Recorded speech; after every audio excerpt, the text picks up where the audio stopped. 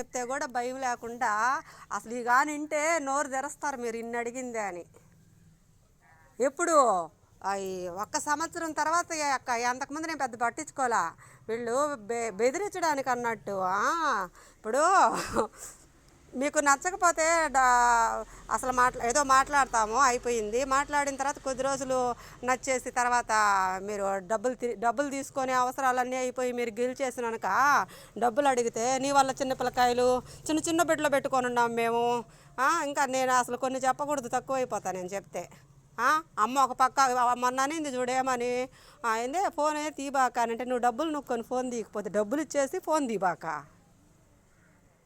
ఆ ఫోన్లు దీపాకంటే ఇప్పుడు చుట్టాలే అని కదా అక్క నమ్మకంతో అకౌంట్లో వేయించి వాడు ఒకరి పేరు చెప్తా అబ్బాయా ఇవ్వాల డబ్బులు కదా ఇవ్వండి అని అంటే అసలు వాళ్ళది పక్కన పెట్టేసి అక్క కాగితాలు గీతాలు అన్నీ ఉన్నాయంటే అకౌంట్లో వేయించింది అన్నీ ఎందుకుండవు ఫోన్పేలు అకౌంట్లో అన్నీ అట్టే ఉంటల్లా. ముందు నువ్వు ఇవ్వాల్సింది చెప్పు, మీ అమ్మ ఇవ్వాల్సింది చెప్పు. గంపల దొరస్వామి అయితే పెళ్ళి అసలు తాళిబొట్టే గట్లా చేసుకోబోయే వాళ్ళని అడిగారు.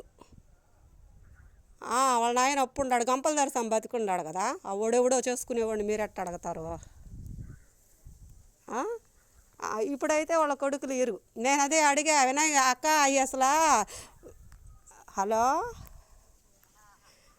వినాయక స్వామి గుళ్ళో ఏంటండా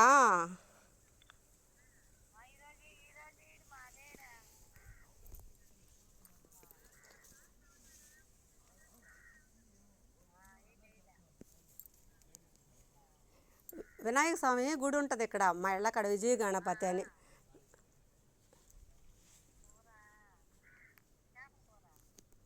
అబ్బో ఆడ వినాయక స్వామి గుడి ఉంటుంది అనమాట, విజయ గణపతి గుడి అంటే ఆయన పేరే విజయ గణపతి. పాత గుడి అంట, లోపలికి ఉంటుంది అది. మామూలుగా